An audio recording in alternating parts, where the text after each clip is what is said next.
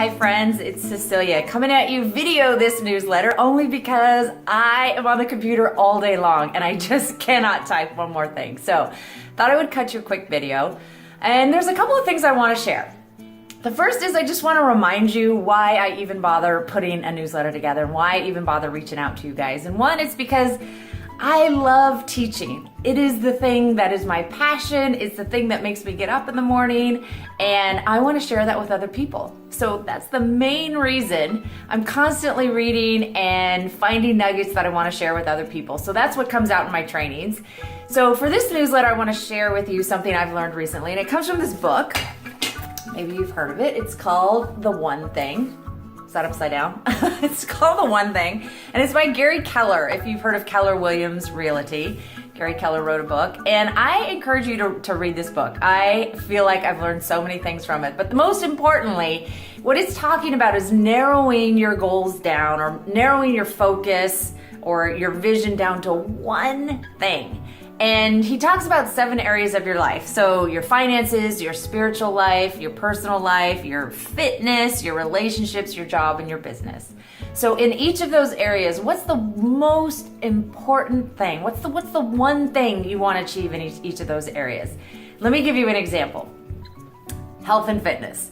So I pride myself in being a fairly active person, but man, I'm getting older and I've got 2 hamstring injuries. I just pulled both my quads, my eyesight's going bad. I'm achy. I got pain in my neck from being on the computer for 20 years. So I'm achy all the time. So my one thing in the area of health and fitness is in 10 years, I want to be pain-free. And I know it's a huge lofty goal and it sounds so far away, and that's the problem when we set big goals, is they're just too far away to impact what we're doing on a daily basis. So what Gary Keller says is, if you have this one thing and it's 10 years out, and for me it's I want to be pain-free, then what's the one thing I need to be doing to be tracking to that goal 5 years from now? Okay, and then shorten it up. What's the one thing I need to be doing this year to make it so I'm pain-free in 10 years? And that might be putting a bigger focus on strengthening and stretching my body.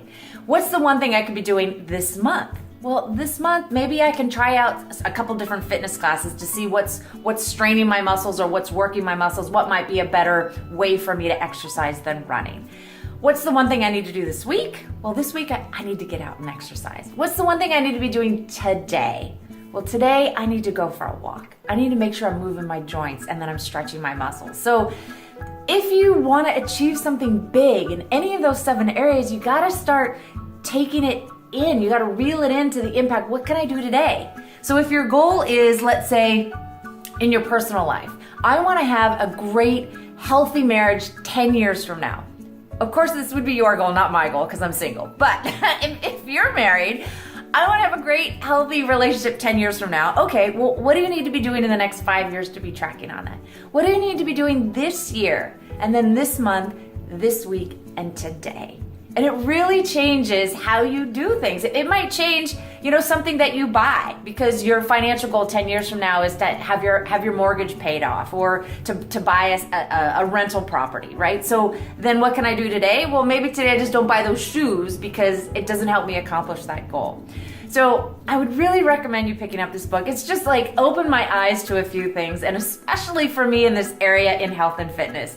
And I have to say I've made a few strides the last couple of days, because I have gone out for really long walks, and I have stopped and I've stretched, things that I thought about doing but I never quite was. So what's your one thing in any of these areas? I hope you guys have been great, and thanks for letting me video you this time around. I hope you're doing well, and check out The One Thing. Have a great week.